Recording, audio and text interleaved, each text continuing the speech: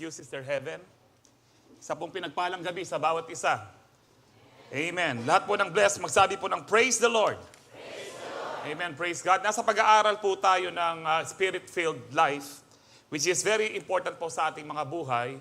Because one of the main reasons kung bakit po ang isang Kristiyano, kahit Kristiyano na po, ay nagiging talunan po siya, nagiging matampuhin, nagbabackslide, at madali pong matukso ng kaaway, it is because we lack the Spirit of God.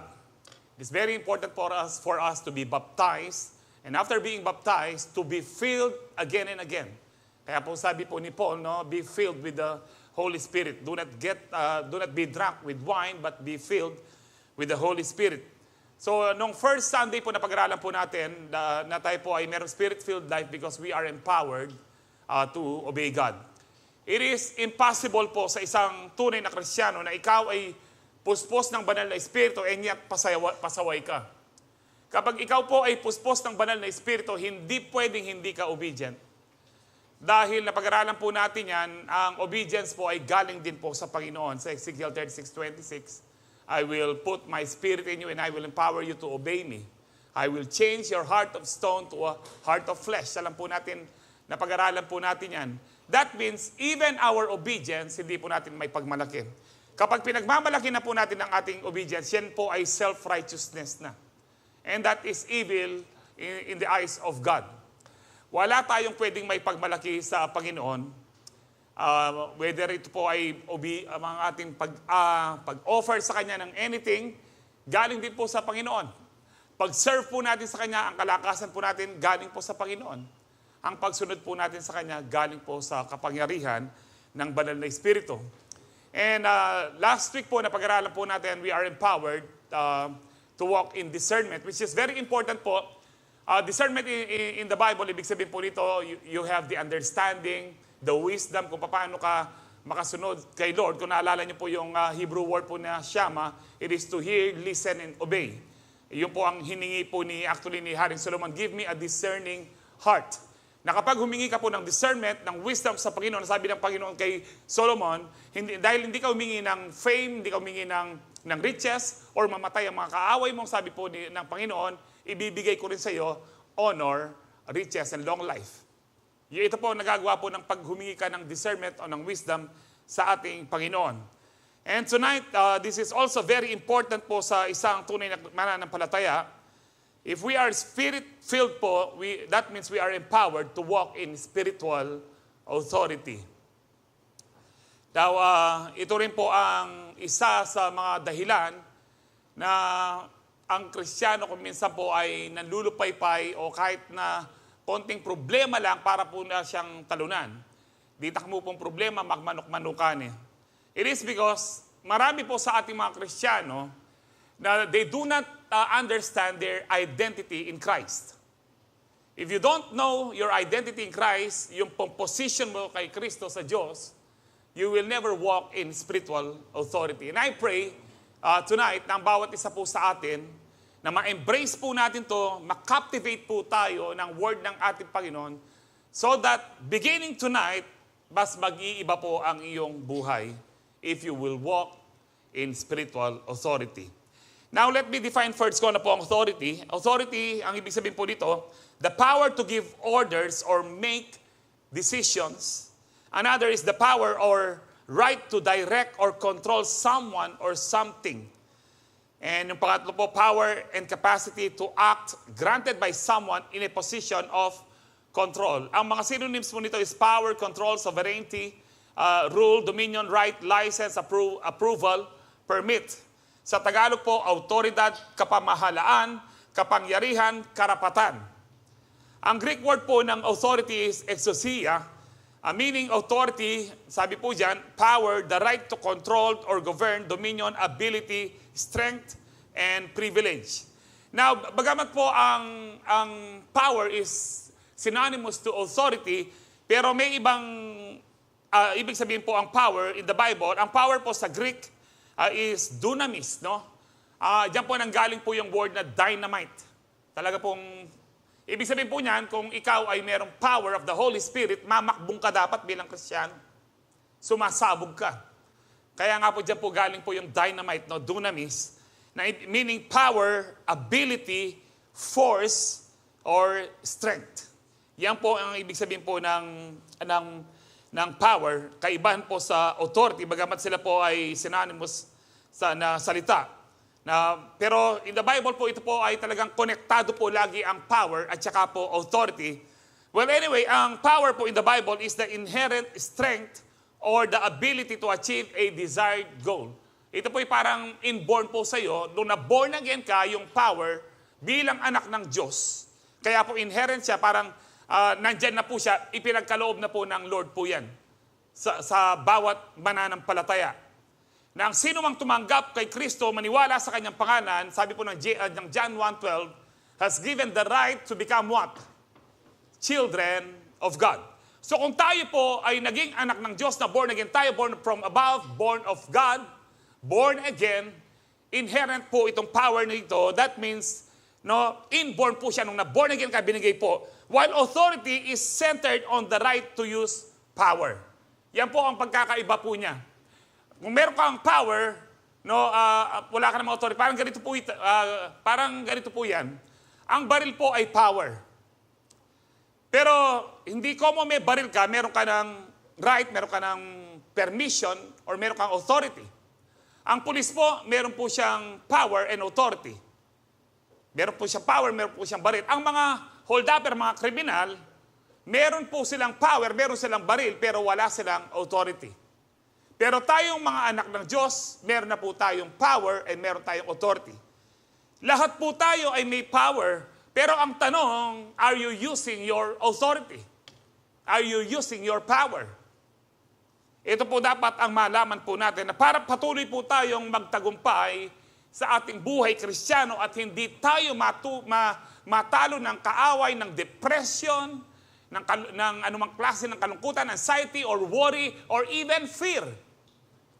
Kapag alam mo ang position mo kay Kristo, if you know your identity in Christ, that you are a child of God, you will walk in power and authority. Now, ang spiritual authority po na pinag-uusapan po natin, this is not a feeling of authoritativeness. Na parang meron kang authority. Feeling ko may authority ko. It's not a feeling of even of worthiness, na worthy ka ba? Wala pong worthy. Lahat po tayo, walang worthy po sa atin. Pinagkaloob lang po ng biyaya ng Diyos sa atin yan. Kahit sino po sa atin, kung ikaw ay anak ng Diyos, hindi po yan feeling mo. Or yung iba po, ay hindi, dapat matagal ka ng Kristiyano. Hindi po, kapag anak ka na ng Diyos, nandun na po yung power and authority na pinagkaloob sa iyo ng ating Panginoon. Ang problema, hindi po natin ginagamit. Malalaman po natin na dapat natin gamitin at paano po natin gagamitin sa gabing ito. Spiritual authority, hindi rin po ito yung dapat ikaw ay Bible scholar or ikaw ay merong tawag ho dito, nag-aral ka sa Bible school. Dapat ikaw ay pastor, hindi po. Yung pong Jesus na nasa mga pastor ay same Jesus na nasa inyo po. The Holy Spirit na nasa amin po, same Holy Spirit na nasa atin po. Now, kaya nga po, tonight it is very important na ito po ay mapag-aralan po natin. Ang sabi po sa Luke 10:19, I have given you authority to trample on snakes and scorpions and to overcome all the power of the enemy. Nothing will harm you. Let's pray. Heavenly Father, we thank you po sa kalakasan na taglay po ng bawat isa sa amin. And we are so grateful tonight, Lord, that we are gathered here to praise you, to worship you, and to thank you for your goodness. We ask you, Father, in the name of Jesus, na patuloy niyo po kaming turuan sa gabing ito. We allow you, Holy Spirit, to teach us, enlighten our understanding, O God, that we may receive the full blessings from your word, that we may walk in our spiritual authority that you have given us, O God. Father, we thank you. As we believe and receive your word, I declare healing, deliverance, and salvation be upon your people tonight. To you be all the glory, honor, and praise. In Jesus' powerful name we pray. Ang lahat po'y magsabi ng Amen. Palakpakan po natin ang Panginoon. Hallelujah. Ang sabi po ng Panginoon, I have given you authority. Ang authority po yan ay authority po ng Panginoon. Ang sabi po ni Paul, we are seated with Christ in the heavenly realms. Tayo po yung kasamang nakaluklok po sa kalangitan ng Panginoon. Ang ibig sabihin po nito, na nakaupo ang Panginoon in the heavenly realms, sa kasama po natin, ibig sabihin po yung pong spiritual authority ng Panginoon ay nasa atin din po. Ganun po katindi po ang para po siyang so amazing, parang it's too good to be true. Pero ito po talaga ito, na ikaw na anak ng Diyos, ikaw na tumanggap kay Kristo, you are seated with Christ in the heavenly realms. Hindi ka dapat, wala hong dapat araw na ikaw ay nalulungkot, na di-depress. Because you can overcome ang lahat na po yan na atin pong mas pag-aaralan po ngayon. Now, ang sabi po niya, I have given you authority to what? To trample on snakes and scorpions, meaning ang lahat po ng forces of evil, and to overcome some of the power of the enemy. Some ho ba nakalagay? All. Sabi niyo po all. Lahat. So, ibig sabihin po niyan, there is no weapon formed against the children of God na magsasucceed po sa atin. Walang anumang sandata ang dyablo na pwedeng manalo po sa iyo because ang sabi po diyan, meron tayong kapamahalaan, meron tayong kapangyarihan, meron tayong strength, the force, ang sabi po diyan, na mapagtagumpayan ang lahat ng kapangyarihan ng kaaway. And ang sabi po diyan, nothing will harm you. Nothing will harm you if you exercise your spiritual authority. Now, number 1 po na dapat po nating exercise, we are empowered to walk in spiritual authority, which includes the authority to heal the sick. Authority to heal the sick. Marami pong hindi po naniniwala po dyan, but tonight, from the scripture, it is the same Jesus who healed long before. It's the same Jesus na nagpapagaling po magpahanggang ngayon. I am the same yesterday, today, and forever, ang sabi po ni Lord sa book of Hebrews. Sa Mark 16, 17, 18, sabi dito, and these signs will accompany those who believe. Sabi ho dyan, sino po ang naniniwala sa ating Panginoon? Sabi po niya, in my name, what is that name? Jesus, the name above all names. Sabi dyan, in my name, they will cast out demons, they will speak in new tongues, they will pick up serpents with their hands. If they drink any deadly poison, it will not hurt them. They will lay hands, sabi diyan, they will lay their hands on the sick and they will what? They will recover. Now, ito po yung inutos ng Panginoon po sa atin na tayo po ang magpagaling. Amen. Yan po ay salita niya. If you believe in my name, sabi po, mamaya ko na po i-discuss yung cast out demons po. No? Ngayon po, hinighlight po natin dyan, they will lay their hands on the sick and they will recover.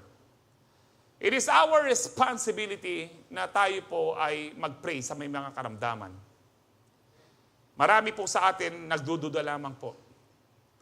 Ang kalooban po ng Diyos sa atin ay mahabang buhay na malakas. Amen.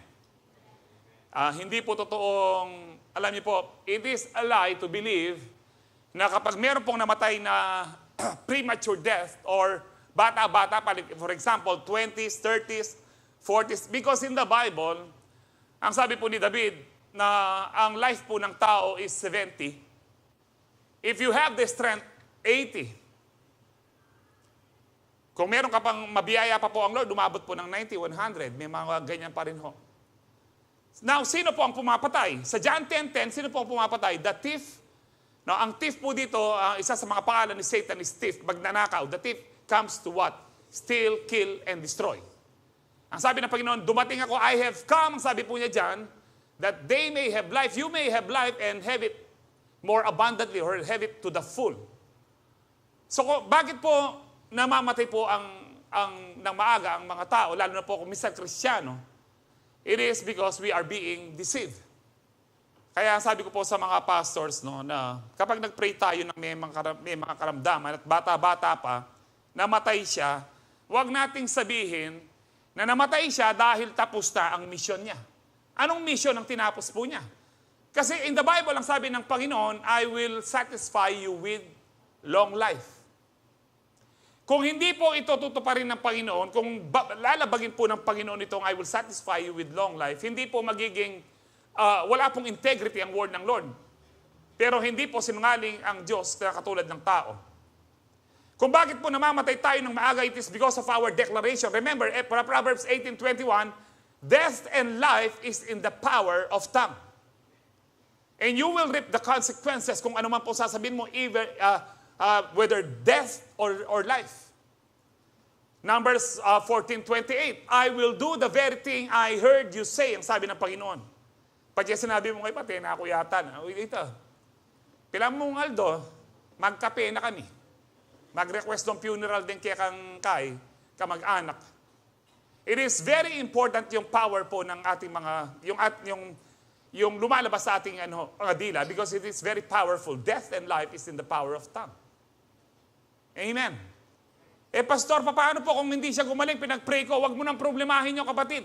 Sabi nga sa mga pastor, kapag namatay yan, it is not the problem of God, it is not the problem of the Word of God, dahil hindi nagbabago ang Diyos. The problem, kahit pastor tayo pero hindi siya gumaling, tayo. One day, ang sabi po ng mga disciples, Lord, bakit hindi namin mapagaling, hindi namin mapalayas yung demonyo? Because of your unbelief. Ang sabi ng Panginoon. Sabi ko sa mga pastors, because of our unbelief. Huwag na tayong, marami po ngayon na may pride. Kapag hindi nila napagaling, sasabihin nila parang kasalanan ng Diyos. Sabi ko, aminin natin because of our unbelief. Na nag-grow pa ho tayo. And we should not stop praying for the sick. Healing for the sick people. Ang sabi ng Panginoon sa Luke 18:1, always pray and do not give up. Bakit po? Meron pong spiritual battle po yan eh. Always remember, hindi po tao ang kaaway po natin. Meron pong spirito na, noon po nag-pray po si Daniel on the first day, sabi po ng kanyang, yung messenger angel, alam mo, Daniel, bakit ngayon pala ako dumating? That was 21st day na after praying, no? Kasi hinarangan ako ng Prince of Persia. At hinarangan din ako ng King of Persia. Remember, ang sabi ng Paul, ang kalaban natin hindi flesh and blood, but principalities. Kaya may Prince of Persia. Dito po sa Philippines, mayroon Prince of Angeles City, Prince of Ruler of Angeles City. Ang ibig sabihin po ng Prince, ruler. So mga principalities, mga ruler of these dark forces, evil spirits, ang mga kaaway po natin.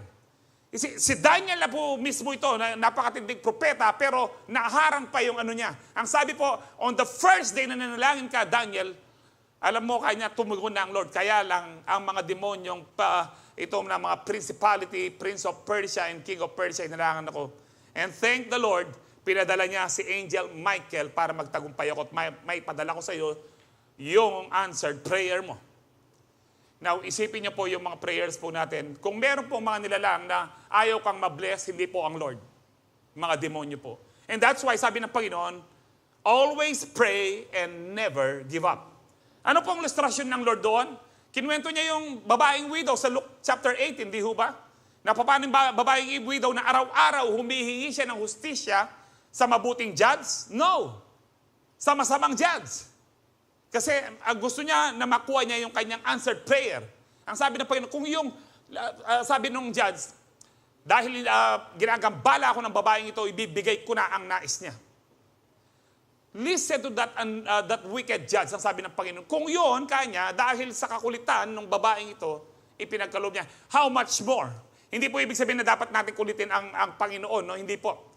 Kumukulit tayo sa heavenly realms para po matalo natin ang mga evil forces na humaharang po dun sa pinagpipray mong bahay, humaharang sa pinagpipray mong trabaho, humaharang dun sa pinagpipray mong sasakyan, humaharang sa pinagpipray mong asawa. Amen. Mag-amen yata tayo, Romer. Bagay, panahon mo na. Mga single, alam nga naman mag-stay kang single. Amen. Ito po yung mga humaharang po. Kaya nga po, you need to exercise your spiritual authority. Anong ginawa po ni Daniel? Bakit? Nag-fasting po siya for 21 days. Kaya po dumating. Meron pong spiritual battle. Hindi po bawat prayer po natin parang, ay, walang hadlang. Alam niyo po, sometimes it may be true na kapag meron kang pinagpipray, ito'y kalooban ng Lord dahil walang humahadlang. But that is not biblically accurate. In the Bible, kapag kalooban ng Diyos, laging hinaharangan ni Satanas. Ang promised land, bago makamtan ng Israel, sa Egypt pa lang po, 10 plague dapat po ang ipadala ng Panginoon bago sila palayain. Nung nasa wilderness na po sila, kung ano-ano po ang naranasan po nila doon. Bago po nila masakop ang promise na 7 gera po ang kailangan nilang harapin para po makuha po nila ang promise na. Mahirap po ba? Hindi. Lahat ng laban po natin, ang kalakasan po natin ay si Kristo. Lumaban lang po tayo, pray and never give up. Kung hindi po gumaling yung isang may karamdaman po, always pray. Dapat po na napapagtagumpayan natin, it is not the problem of the Word of God, it's not the problem of God. Nais po ng Lord, healthy and strong po tayo. It is the problem of unbelief. Mag-pray ka pa rin. Bakit bakit ka nagwo-worry kung di siya gagaling? Bakit kapag gumaling ba siya, you will take the glory? No. Pag pinag-pray, Lord, sinabi mo, pag-pray ko ang may karamdaman at they will recover. Ikaw nang bahala, Lord. Huwag mo nang pakialaman. Si Lord na ang may bahala. There are some mysterious things na nangyayari po kung bisan din natin maintindihan bakit hindi nag-pray. Pero ang number one sagot po dyan because of unbelief. Pero bakit? Halimbawa, kung gumaling naman yung tao, kukunin mo ba yung credit? Eh, ginaling itang pag-pray ko. Pag hindi siya gumaling, wala mo, marine ka. No, sabihin mo, Lord, basta sinabi mo gino. I-lay hands kaya mo, galing niya. Ika ng bala, Lord.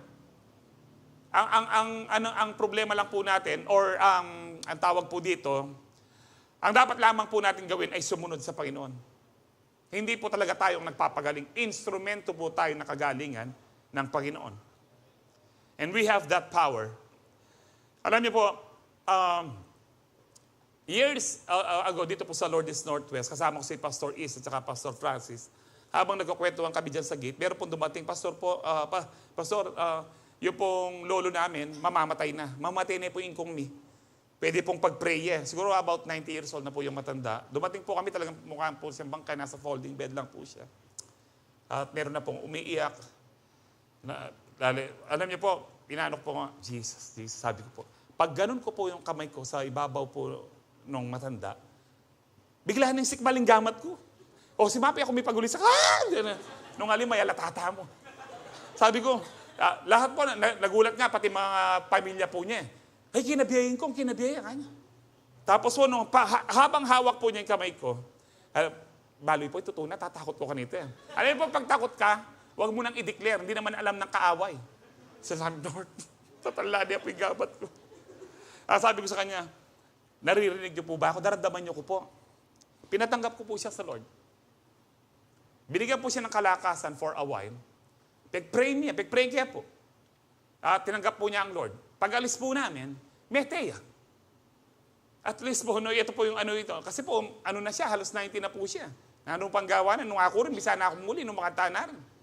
Ang po doon, there is power, nung pong linehans ko po yung kamay ko, bigla po siyang lumakas. Binigyan siya ng kalakasan ng Holy Spirit para sa huling hininga po niya, tumanggap siya sa Panginoon. Ganito po kabiyaya ang Panginoon. Amen? Alam niyo po kung minsan, halimbawa po ako, baka kinukwestiyon, bakit ikaw, Pastor, hanggang ngayon, magsa-17 years ka na nagdadialysis. Alam niyo po, malakas po ako. Marami na pong pinagaling po sa akin ng Lord. Pinagaling na po yung mga sugat kong nabibitak, pati po yung mga laman ko. Kapag talagang masakit na po siya, sumisigaw ako sa sasakyan. After preaching dito po sa pulpit na ito, alam po ng misis ko ito, ang mga medyas ko po may mga dugo. Habang ang sakit-sakit po ng pakiramdam ko, nagpipreach po ako sa inyo, hindi niyo po alam.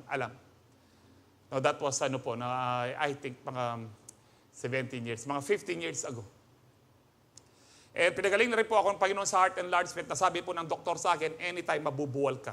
Dahil ang puso ko po ganito kalaki tapos hindi siya nagpapalpitate kundi nagsishake po siya ng alang patugot. Tanong alang patugot ka Tagalog na.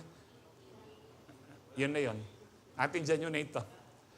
Pero pinagaling din po ako ng Panginoon. Nagulat pa nga po ang doktor ko. After 1 year, binalikan ko po yung cardiologist ko. Parang, mami, kanya. Parang sa nasabi, mabiya ka pa. Dahil po sa Lord, walang imposible. Ang dami na pong pinagaling po sa amin. Ang misis ko dapat po 2018, ma-opera po siya sa puso. Pero nagbigay po ng mensahe ang Lord sa isa pong doktor na hindi naman po namin talaga kakilala. Binigyan po kami discernment ng Lord. Ang sabi ng doktor sa kanya, huwag kang magpapa-opera. Hindi na sa angkop sa edad mo, dapat na hanggang 7 years old lang yung karamdaman mo. Dahil yung puso po niya may butas na ganyan. We obeyed the Lord. No?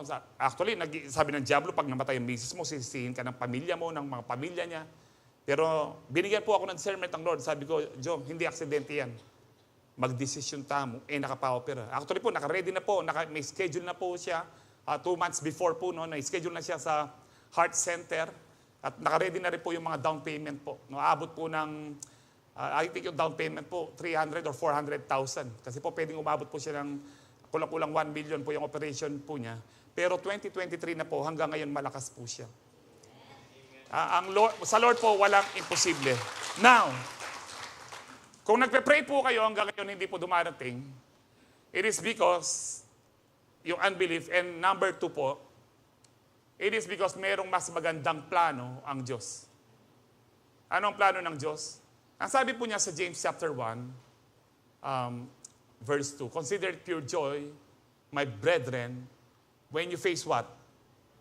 Various trials. No? Sabi po niyan, whenever you face trials of many kinds. Pwede natin tuloy total pinakita niya.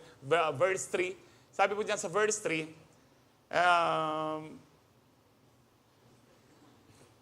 verse 3. Naramdaman na ako. Ayan. Because you know that the testing of your faith. Kailangan matest po ang faith natin. Amen. The testing of your faith produces what? Perseverance. And then, perseverance, verse 4, ang sabi po dyan, verse 4, perseverance produces what? sa Romans po, character, no? Malambaya talaga yan. Align verse 4.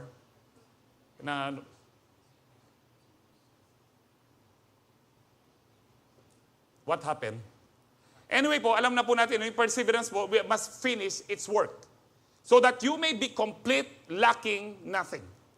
Ang ibig sabihin po dyan, magmamature ka.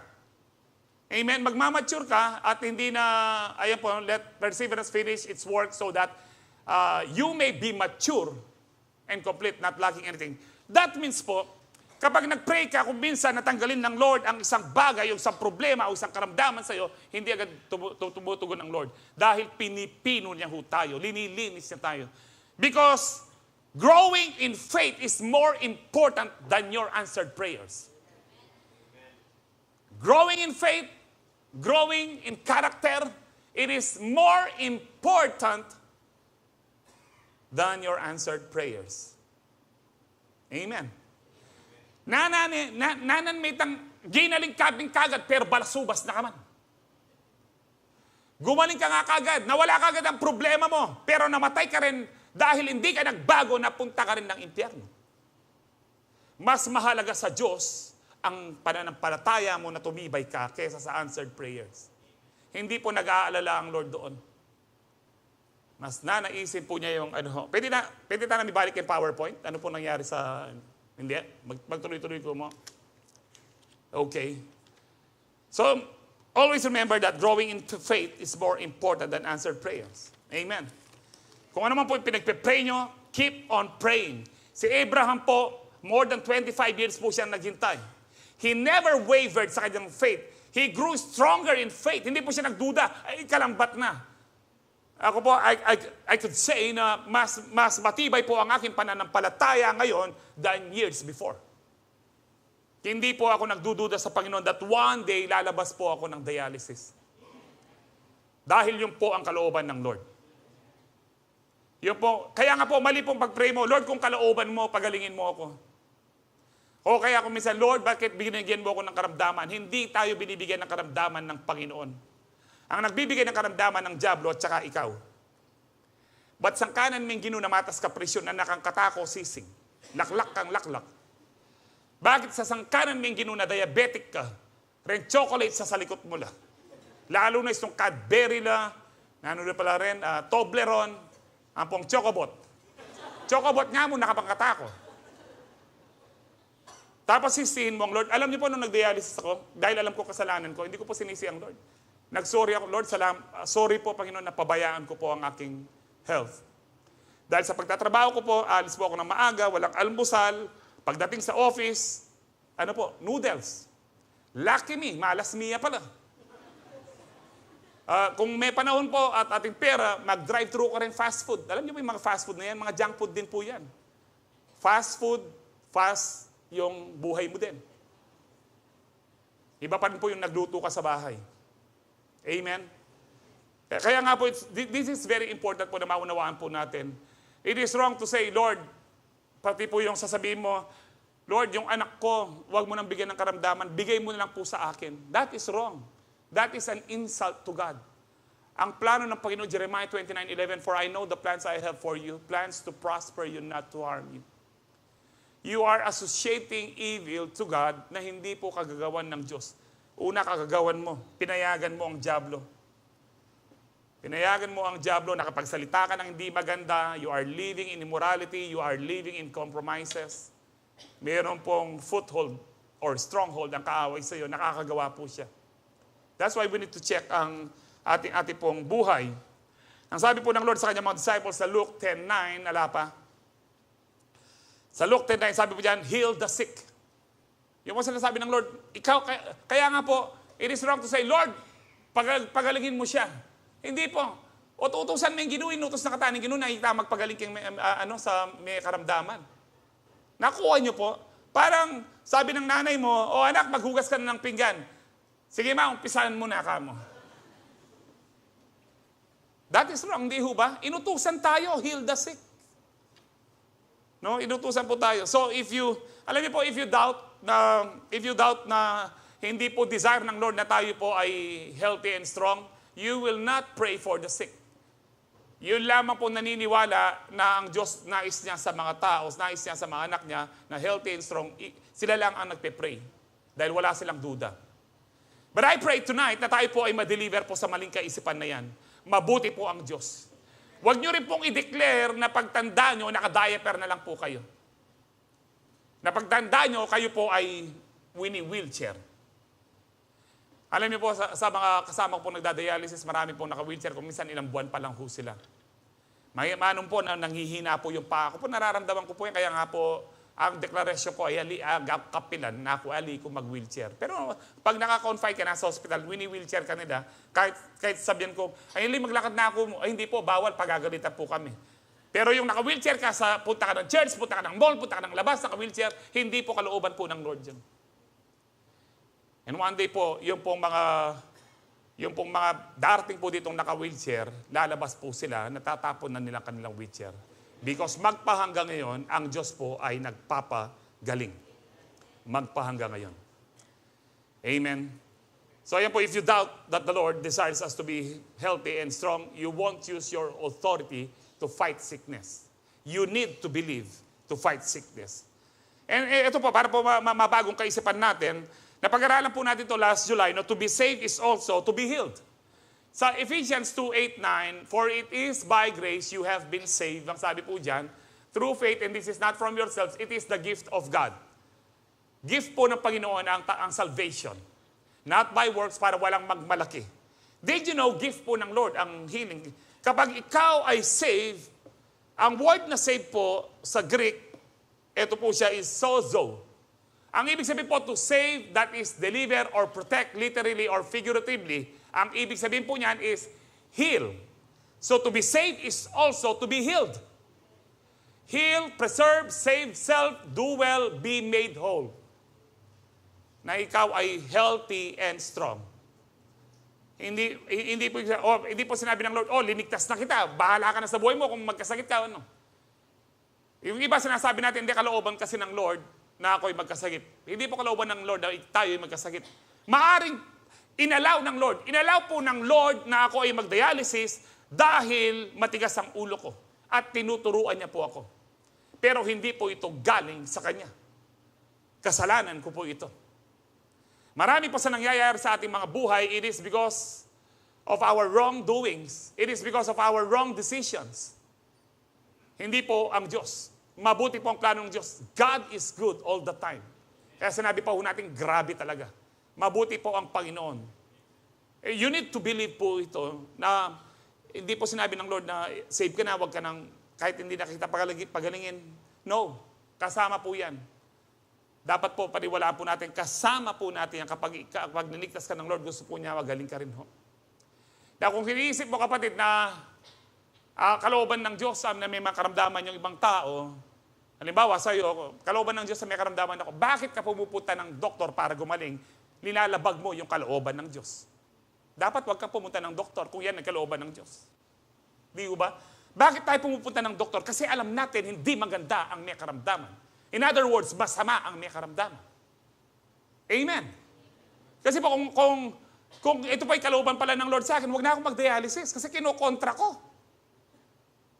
Huwag na tayong uminom ng gamot kasi kinokontra natin yung kalooban ng Lord. Pero hindi kalooban ng Lord na kailanman na tayo ay mabuhay sa karamdaman at kahinaan. Kaya sabi po niya sa Hosea, let the weak say, I am strong. Let the weak say, I am strong. Sa Isaiah 53:4-5, dito po maliwanag na hindi lamang po tayo liligtas ng Lord, kundi, excuse me po, tayo po pinagaling na, surely, sabi niya, He took up our pain and bore our suffering, yet we considered Him punished by God, stricken by Him and afflicted. But He was pierced for our transgressions, He was crushed for our iniquities. Tingnan niyo ho ito, no? Ayan o, pastor, tingnan mo, He was pierced for our transgression. Napako siya para sa ating mga kasalanan. No, and then, He was crushed for our iniquities. Nabugbog siya para sa ating mga kasalanan din. Iniquities, transgression. Puro kasalanan po yan, pero mas mabigat na kasalanan po, ibig sabihin ng transgression and iniquity. Now, the punishment that brought us peace was on Him, and by His wounds we are healed. Now, sino po ang pwedeng magbigay ng interpretasyon ng mga Bible scholars? May mga PhD sa Bible? No. Let the Bible interpret itself. Ang Diyos po dapat mag-interpret. Saan natin makikita sa New Testament na ang mga sugat ni Jesus ay para sa ating kagalingan? Yes, itong pagkapako ng Panginoon ay para sa ating kaligtasan, pero yung kanyang mga sugat ay para po sa ating kagalingan. Saan po natin makikita yan? Matthew 8:16-17. Ang sabi diyan, when evening came, many who were demon-possessed were brought to Him. Sabi po diyan, and He drove out the spirits with a word and healed some of the sick. Ano po sabi diyan? Healed all the sick. Bakit? What is the purpose? Bakit ginagawa ng Panginoon ito?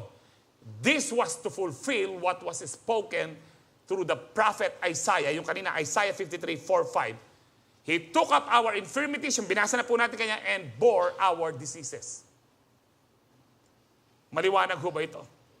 I hope talaga po nare-renew ang mind po natin dito. Huwag niyong paniwalaan yung may mga conservative Christians na sinasabi po na wala na, healings and miracles are not for today. Sinong may sabi? Sila? Sinasabi ng Bible, healings and miracles for today, na wala na? Hindi po. Ba't natin paniniwalang ang diyan pang sabihan ng Bible scholar kung kinokontra nila ang kalooban ng Diyos, huwag natin paniwalaan. Kailangan panindigan po natin. Alam niyo po, kung di ko pinanindigan yung word na binigay sa akin ng Lord sa Psalms 118:70, that I will not die but live and I will declare what the Lord has done. Patay na po ako, matagal na. Pero pinanghahawakan ko po ito hanggang ngayon that I will not die but live. Nung pong rini-recite ko po ito, hindi pa ako pastor. Ngayon po, pinoproclaim ko na kung ano ang ginagawa ng Diyos sa aking buhay. Nahigit po akong mas malakas ngayon. Nung ala kayong lakad, bisa kayong gapota, mag-share kong word kaya kayong gapota ng alas 10. Uy, tatay na akong adong malakwan kayo. What I'm saying is, ang strength ko po ay nanggagaling sa Lord. Ang akin pong, condition, bilang dialysis patient for almost 17 years, imposible po ito. Imposible na po ito. Ang kumikilos po sa buhay ko, ang Panginoon po. Because pinaniniwalaan ko po, pinanghahawakan ko ang salita ng Diyos. I don't care kung merong namatay dahil sa kanyang karamdaman, kahit pinag-pray pa, I don't care, hindi nagbabago ang salita ng Diyos. Hindi ko alam ang dahilan kung bakit. Anyway, alam niyo po, kung mamatay namang maaga ang isang Kristiyano, pinatay siya ng dyablo, pero hindi siya pupunta ng impyerno kasi Kristiyano siya. Wala namang problema doon. Ang problema, sayang ang buhay niya. Sana nakakapaglingkod pa siya. Marami pa siya sanang mga kaluluwa na nadadala sa ating Panginoon. Sayang yung mga plano ng Panginoon sa atin. That's why, alam niyo po, ang plano ng Panginoon hindi po siya automatic. We need to pray. We need to allow God. Because yung dominion, according sa Genesis chapter 1, 26-27, ay pinagkaloob niya sa atin. Sa prayer, itinuro sa atin ng Panginoon yung Our Father who art in heaven, hallowed be your name, your kingdom come, your will be done on earth as it is in heaven. Bakit nilagay po ng Panginoon yun? Bakit na tinuturo that we need to declare that the will of the Father be done here on earth? Kasi po hindi automatic na yung will ng Panginoon ay nangyayari. You need to pray, you need to declare according to the Word of God. Parang si Moses po, nung pong umiiyak siya, na marapit na po yung papatayin sila ng mahabol ng mga Egyptians, sabi ng Lord sa kanya, bakit ka umiiyak dyan, Moses? Tumayo ka, gawin mo ang sinabi mo. Humarap ka sa dagat at hiharap mo ang tungkod mo, itaas mo mga kamay mo, hatiin mo ang dagat. Bakit hindi ang Lord ang naghati? Nang sabi niya, Moses, tayo ka na dyan, hinati ko ng dagat. Because yung dominion, sabi niyo po dominion, yung authority sa earth binigay sa tao. If you will not pray, if you will not ask God, God will not move in your lives. Pastor, minsan may mga blessing ang Lord na hindi man ako nag-pray. Praise the Lord. Grace po ng Lord yan. Baka hindi nyo alam, somebody prayed for you. Andiyan matamad kang mag-pray. Amen? Because hindi po automatic nangyayari kalooban ng Diyos kung ikaw ay tamad magsimba, tamad magsiyo, tamad mag-pray, tamad mag-devotion. You need to allow God through the power of your words. Lord, I allow you to move in our midst. I allow you to move in my family. I hope nakukuha po natin to. Amen? So, alam niyo po, benefits po ng Lord ang tayo patawarin niya at benefits po ng Lord ang tayo ay pagalingin niya. Magkasama po yan. Ang sabi po sa Psalms 103, verse 2 to 3, praise the Lord, my soul, and forget not all His benefits. Huwag niyong kalimutan. Alam niyo po, marami po ang mga tao na empleyado na hindi po na-enjoy yung mga benefits sa SSS, sa PhilHealth, saan pa, sa Pag-ibig. Dahil hindi po nila alam ang kanilang mga benefits. If you don't know your benefits, hindi mo pagkikinabangan. Ngayon, pinapaalam na ng Bible, one of our benefits ito, who forgives all your sins and heals all your diseases. Now, sino paniniwalaan mo? Yung feelings mo? Yung experience mo? Alam niyo po, kung yung experience po natin hindi nakalain sa Bible, wag po nating gamitin yan. Hindi po kasi ang experience ko, dami ko nang pinag-pray, walang gumaling. Anong sasabihan mo, malaram yung Diyos? Ika, alika? Matinding faith mo? No, because of your unbelief. May mga, hanggang ngayon katulad ko po, kasama niyo po ako, nag-grow pa ako sa faith. May mga unbelief pa akong, tawag dito, ino-overcome. It is a prideful thing na sabihin mong wala ka ng unbelief. Amen? Hindi ba tagal na ang Kristyano, Pastor? Lahat pinapaniwala. O talaga, sige nga, pag magdala ko ng patay sa'yo, bubuhayin mo. Kung wala ka na nga talagang unbelief. Lahat tayo may unbelief. But we need to fight unbelief. We need to grow in faith. Amen? At kailangan po nating exercise yan. Kumbaga po sa sports, the more you practice, the more you exercise, the more na nagiging excellent ka. Kung di mo in-exercise yung pag-praying for the sick, hindi ka magiging excellent. Kailangan ma-overcome po natin kung ano man po yung mga weaknesses po natin. Amen? Alam niyo po si Lord, minsan meron siya pinagaling, di ho ba, na paralyzed person. Bago niya pinagaling, sabi niya, Son, your sins are forgiven. Nagano yun. Basta nyo ba ng mga pariseo, sabi niya, o magpatawad niya, wala, Diyos siya yung magpatawad. Ba't makanyang kayo isipan na ninyo? Ba't ganyan ang mga kaisipan niya? Ano bang madali? Yung sabihin ko sa taong ito na pinatawad ng kasalanan niya, o tumayo siya at magaling na siya. Nabubulan. Sa Panginoon kasi, parehong madali po yan. Madali po niya tayong patawarin dahil po sa ginawa niya sa krus ng Kalbaryo, ang Ama. At madali rin po niya tayong pagalingin. Ang tanong, madali ka rin bang manampalataya? Amen. Magkasama po kapag pinatawad ka ng Lord, kasama po ang kagalingan. Amen. Alam niyo po, kailangan po gawin, exercise po natin to. Dapat po darating po ang panahon, din yung hospital na rin, ala na lang pasyente. At mimuano kay Calvary. Din Calvary nga rin, nalata ng pasyente, panido pagalingan din kayo.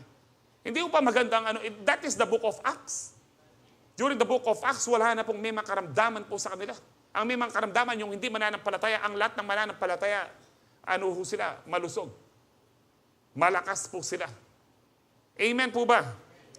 Number 2, authority Now, we are empowered to walk in spiritual authority, which includes the authority to cast out demons.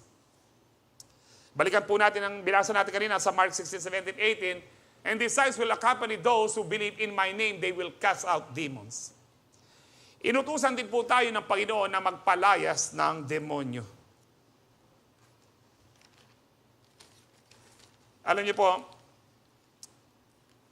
I remember po nung 2007 na nag-start po ako mag-dialysis January, for many months po, takot po ako. Nalalamig po, pinapawisan po ako ng malamig tuwing gabi, pag madilim na, dahil maniwala kasi hindi, nakakakita po ako ng mga demonyo. Lalawin isipin nyo, nakalupa yan. Nakakakita po ako ng mga demonyo, at pinapatay nila po ako. Kasi po, ang dami kong negative na ay mag-dialysis, kahit ang dara ko, may pinanyamong bulan, sabihan na pakingarapan ko, ano ka balasubas na rin nga luwa. No, yung pong, meron pa yung, ay wala, itang kay ko, anak kya pa mo, teenager ya, pero may tayari kang dialysis. Sabi ko ng tao nga rin, maka-encourage lahi ako. Kaya nga po gabi-gabi ano ko po yung, sa takot ko po, hindi po alam ng misis ko, nakahayakap po ako ng mahigpit sa kanya gabi-gabi. At ang prayer ko, Lord, no, nakailang linggo na po ako nagpe-pray sa inyo, Lord, na palayasin niyo po yung mga demonyo sa kwarto namin. Ba't di niyo po tinatanggal, Lord? At mo lalo ko, Lord. Then one day, sumigot po ang Lord. Remind niya ako sa Luke 10:19. Nakalimutan mo na ba yung Luke 10:19? Alam niyo po yung Luke 10:19? Binasa natin kanina, I have given you authority to trample on snakes and scorpions and to overcome all the power of the enemy. Nothing will harm you. Bigla po akong lumakas. Remind po ako ng Holy Spirit kasi sabi ng Lord, the Holy Spirit will remind you all of the things that I have told you. Sabi po ng Panginoon. Bigla po ako lumakas. O nga pala, may authority ako nung pong sinabi ko in Jesus' name. Bigla po akong tumapang, tumayo po ako, gabi-gabi binabalikan po nila ako kasi spiritual battle. Ilang buwan po ito. Akala ko, hindi ako narinig ng miss ko. Minsan pala nakikita niya ako. Kasi po, kuminsan po, akala ko nanaginip ako pag may nakita ko. Pag tayo ko, pag napalayas ko na po sila, nakagising po ako, hindi pala panaginip ka ako. Totoo pala. Ang dami ko pong experience about paranormal po dyan, pati po yung white lady dito sa ilang beses ko po nakatabi po yan nung nagtatrabaho ako dito sa Metalabastagan. Anyway, wala po akong oras. Ang sinasabi ko po, totoo po ang mga espiritu, ang mga evil spirits.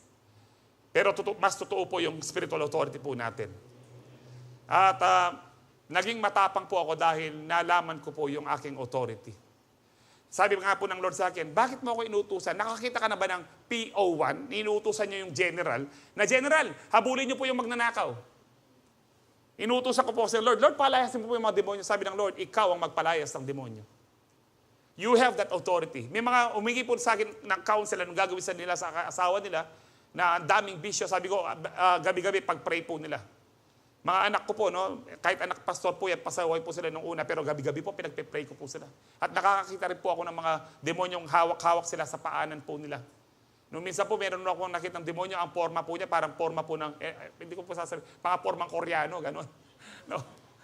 At sabi, yung pong kala ko na nanaginip na naman po ako, sabi ko sa kanila, English pa eh. How can I help you?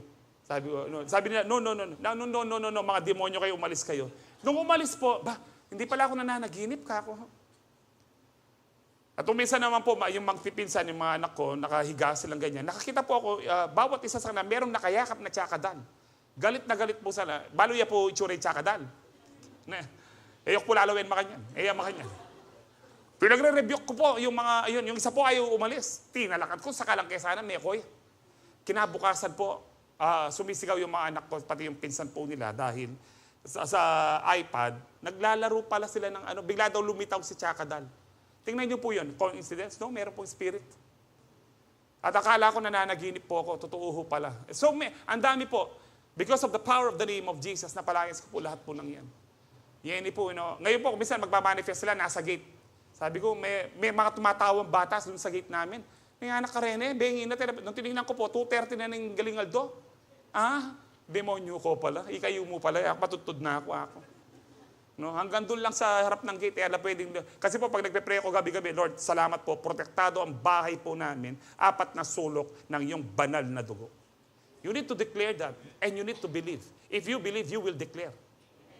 And if you believe, you will be at peace. Amen. Karakal ko po rin sabi, ano yung 7:30 na pa? Ay bagay, alas 10 pa rin pisabita mo na. Adwala pa mo pala dito ang kanakong kay. Ulit ang make amen mo ka rin. Anyway po, ang sabi po ng Lord sa Luke 9:1, when Jesus had called the 12 together, He gave them power and authority to drive out all demons and cure diseases. Hindi po sinabi ng Lord, tawagin niyo ako kapag merong ako magpapagaling, ako magpapalayas ng demonyo. Binigyan po sila at even tayo din po. And then, pagdating po, nung dumating po sila, Luke 10:17, when the 72 disciples returned, they joyfully reported to Him, Lord, even demons obey us when we use your name.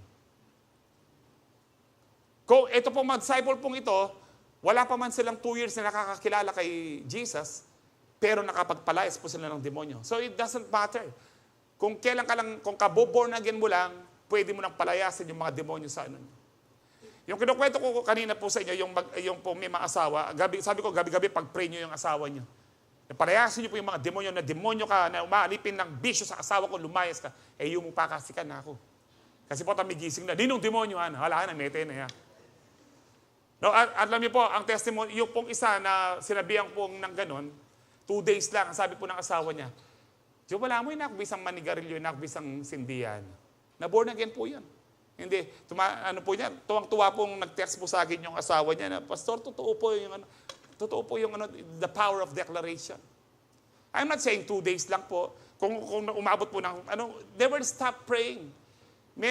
Noon po, nasa langit na po sila ngayon, yung pong member po natin, nasa more than 70 years old na po siya, mag-80, since na-born again po siya, pinagpe-pray po niyang asawa niya, na-born again po yung asawa niya, hindi po siya, she never stopped praying for 50 years. Pero kung tumigil po siya mag-pray, nasan po yung asawa niya? Impyerno siya. Pero dahil hindi siya tumigil, kahit 50 years po, umabot na 50 years, naligtas pa rin po yung asawa niya. Kaya nga po, always pray and never give up. Amen? Sabihin mo po sa katabi mo, never give up.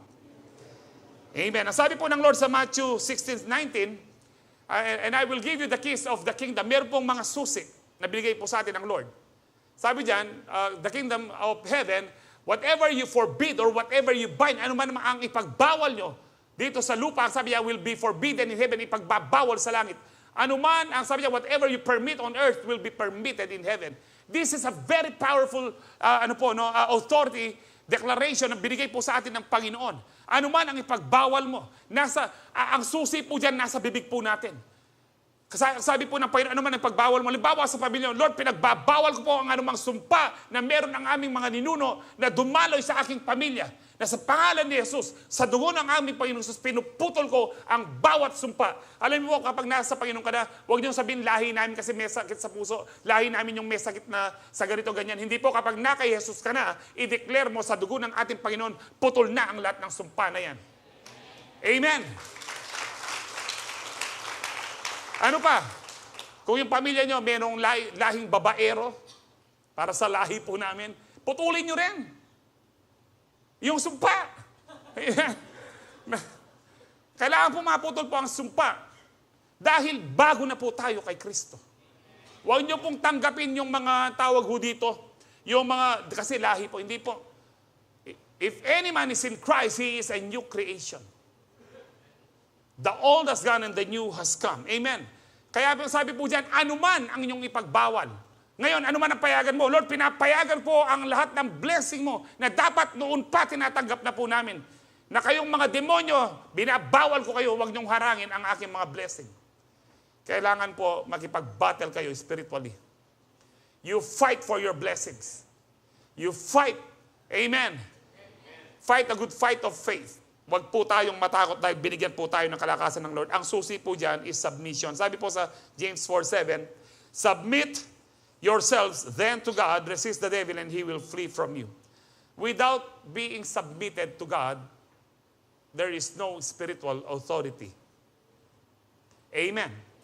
Kung pasaway po tayo, hindi mo mababawal ang mga demonyo. Kung wala kang right relationship sa Panginoon, hindi mo mababawal ang demonyo. Kung meron ka, ibig sabihin po ng right relationship with God, talaga pong si Lord ay Lord. Kaya tinatawag mo siyang Lord, ibig sabihin, Master, siya ang nasusunod. Kung hindi po nasusunod ang Lord sa inyo pong buhay, hindi susunod ang demonyo sa inyo. you can never resist them and they will never flee from you. You may resist them, but they will never flee from you because you are not submitted completely to God. Matotorment ka pa rin nila. Ang example po dyan, Acts 19:13-16, a group of Jews, sabi po dyan, was traveling from town to town casting out evil spirits. They tried to use the name of the Lord Jesus in their incantation. Ang sabi po dyan, saying, I command you in the name of Jesus, whom Paul preaches. Tingnan niyo po, walang confidence. Pinapalayas kita, ikaw na demonyo, sa pangalan ni Jesus na pinapangaral ni Paul. Ang sabi po niya, bakit wala po silang right relationship with Jesus?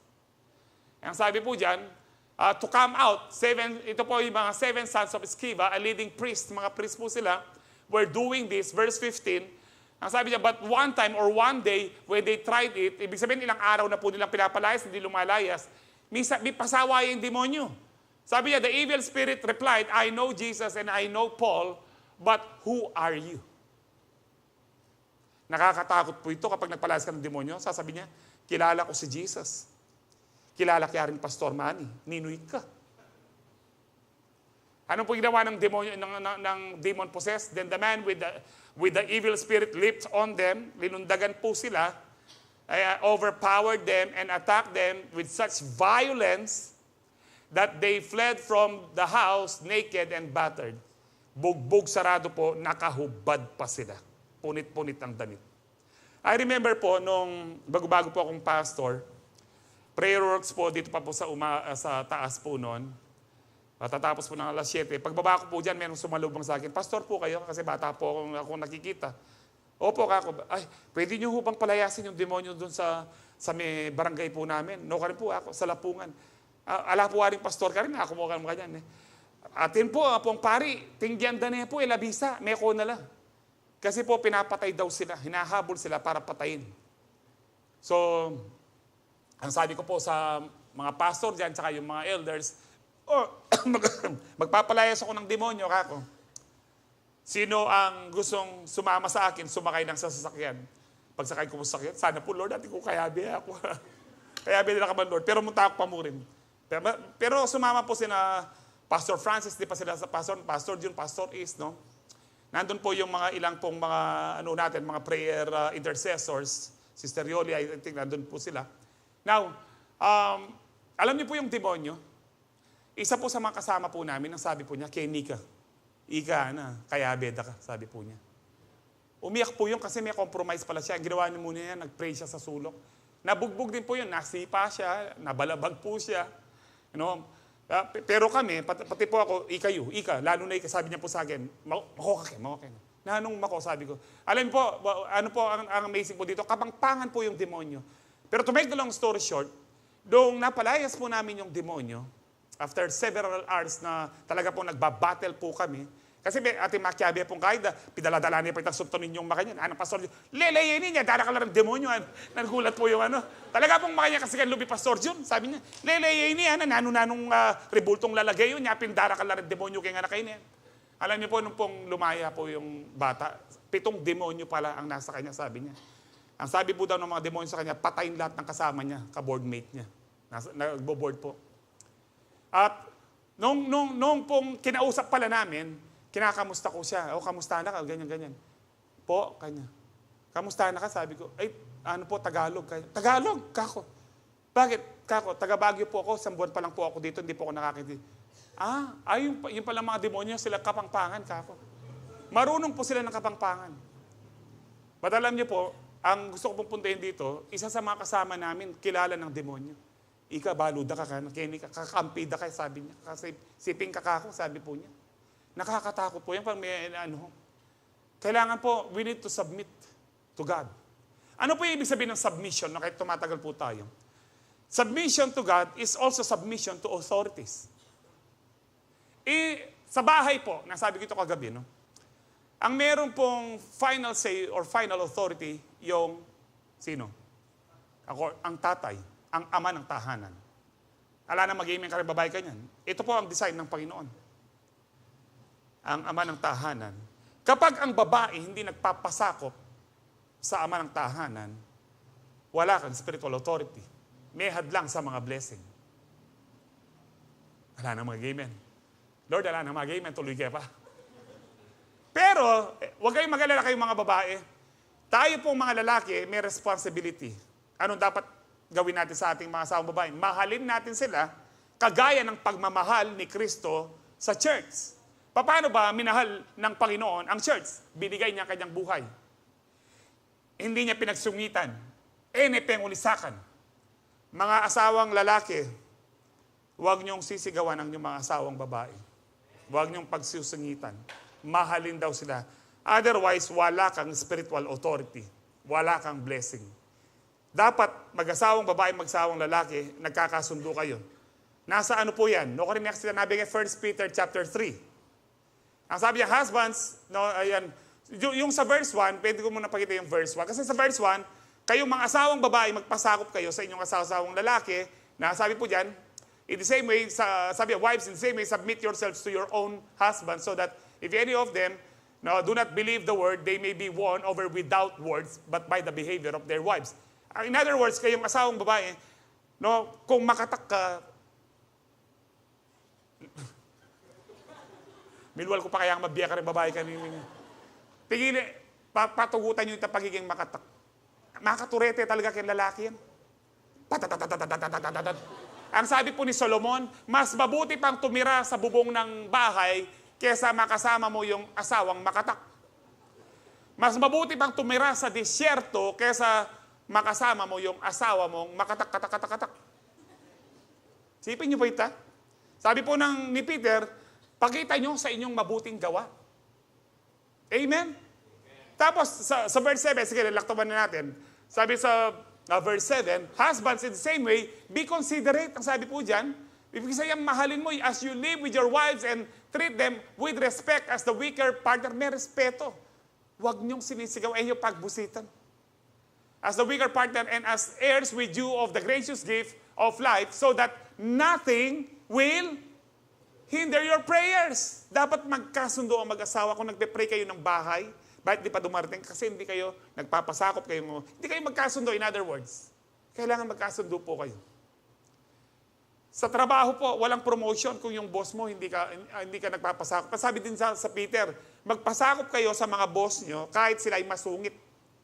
Even to those who are harsh. O ayan po, punta sabihin, manula ako, submit yourselves for the Lord's sake, to every human authority, whether to the emperor as the supreme authority, next verse, sige po tuloy tayo, or to governors or who are sent by him to punish those who do wrong and who commend those who do right. Sa lahat ng authority, huwag na natin tapusin kasi kung oras ka 7:43, magpasakop po tayo. Sa church po, kung ako po, hindi ako nagpapasakop kay bishop, wala po akong spiritual authority. Dapat magpasakop tayo sa pastor, magpasakop kayo sa forerunner nyo. Alwaitang magbiasa-biasa ka. Siguro nga marami kang alam na verse kaysa sa forerunner mo. E di magbuo ka ng CU mo, pero wag kang mayabang. Kung mayabang, alam niyo po ito pong James 4:7, James 4:6, God opposes the proud, but gives grace to the humble. Tinataboy ng Diyos ang mga palalo, pero binibiyayaan niya ang mga mapagpangambaba. Kaya kapangpangan, paborito kaya po ini, panabi no ring ginudeng paratut. Pero mabiyaya yung Diyos, karing mapagpakumbaba. Kaya tapos doon niya sinabing submit. Ibig sabihin mo, ang submit, magpakumbaba. Kung kanino authority, kung meron kang CU leader, magpakumbaba. Mga kabataan, magpasubmit sa inyong mga magulang. Otherwise, wala kayong spiritual authority rin. Wala ring blessing. Amen. So the enemy cannot defeat you if you are completely surrendered to God. Last point po. Oras na.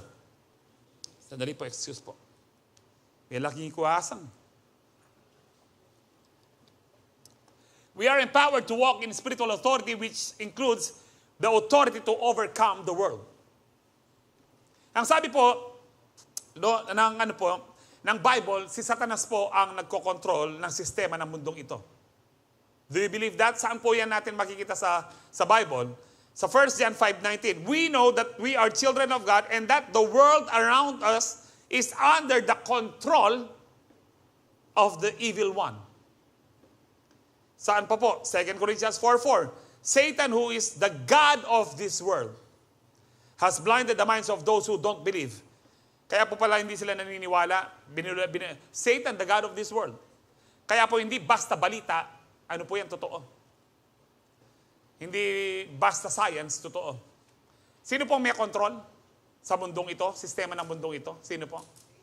Satan. Hindi po totoong lahat kontrolado ng Diyos. God is sovereign. Nagagawa pa rin niya yung kalooban niya, although nangyayari po yung mga ginagawa ni Satanas sa atin, but all things work together for good. Ginagawa pa rin po ng Diyos na ang mga bagay na hindi mabubuti sa atin na magkalakip-lakip para po sa ating kabutihan. Ganito po kagaling po ang ating Panginoon. Pero ang may control ng mundo. Ito po yung sagot dun sa bakit pinapayagan ng Diyos na nare-rape yung bata. Hindi po pinapayagan ng Diyos yan. Pinapayagan po natin na tayo may mga authority at nakakakilos si Satanas dahil siya ang may control ng mundong ito. So hindi natin dapat ina-associate sa Lord ang mga nangyayaring masama sa mundong ito. Amen. Ayan po lahat ay dahil sa kagawan ng tao, pinapayagan niya si Satanas na mag-rule sa mundong ito. Pero alam niyo po, sabi po sa 1 John 2:16, for everything in the world. Ano ba ang world? Kasi po, ang point natin, we have this authority, the power to overcome the world. The world, it means the lust of the flesh, the lust of the eyes, and the pride of life. Ang pita ng laman, pita ng mata, at ang kayabangan sa buhay. Comes not from the Father, but from the world. That means po pala, we have this authority to overcome the world. Ibig sabihin po, we have the authority to overcome the lust of the flesh, the lust of the eyes, and what? The pride of life. Yan po ang ibig sabihin po nun. At sino po ang makaka-overcome? 1 John 5:4-5. Ang sabi dyan, for everyone born of God overcomes the world. Ang ibig sabihin naman ng born of God, born again. Ang born again po is born in the Spirit. Yan po iba't ibang tinatawag sa Bible. Born again, born of God, born from above, born in the Spirit. Ang sabi dyan, for everyone born of God overcomes the world. This is the victory that has overcome the world. Even our faith. Sa pananampalataya po natin, ma-overcome po natin. Sabi dyan, who is it that overcomes the world? Only the one who believes that Jesus is the Son of God. Ang ibig sabihin po nito, kung tayo po'y genuine believer, as genuine born-again Christian, you have the ability to overcome sin, temptations, and trials. Wag mong sabihin, kapatid, na tao lang ako, kaya ako natukso. Hindi po, hindi ka lang tao. Ikaw ay born-again na tao na yung Holy Spirit ay nananahan sa'yo. The same power that resurrected Christ from the dead is living inside of you. Kaya hindi ka basta nagkasala lang o natukso kasi gusto mo rin. Pinayagan mo ang laman mo. Pinayagan mo si Satanas. But we have this authority that we can overcome the world. We can overcome the lust of the flesh, the lust of the eyes, and the pride of life. That means we can overcome sin, temptations, and every trial na binabato ng diablo sa atin. Ibig sabihin po nito, walang dahilan na dapat tayo ay talunan. It doesn't mean wala ng problema. Yes, magkakaroon tayo ng maraming pagsubok, maraming problema sa buhay nito. Pero it doesn't mean that we are losers. We are victorious. We are more than conquerors in Christ because we can do all things through Christ who gives us strength. Amen. Kaya nga po, wala tayong excuse. Nasa atin po ang Holy Spirit. Mag-review na po tayo. Empowered to walk in spiritual authority, authority to heal the sick, authority to cast out demons, authority to overcome the world. Last verse po, balikan po natin ang Luke 10:19 kasama ang verse 20. I have given you authority to trample on snakes and scorpions and to overcome all the power of the enemy. Nothing will harm you. However, sabi po ng Panginoon sa verse 20, do not rejoice that the Spirit submit to you, but rejoice that your names are written in heaven. Amen? Huwag kayong magalak dahil sumusunod ang mga demonyo sa inyong sabi ng Panginoon, pero magalak kayo dahil nakarehistro ang pangalan nyo sa aklat ng buhay sa kalangitan.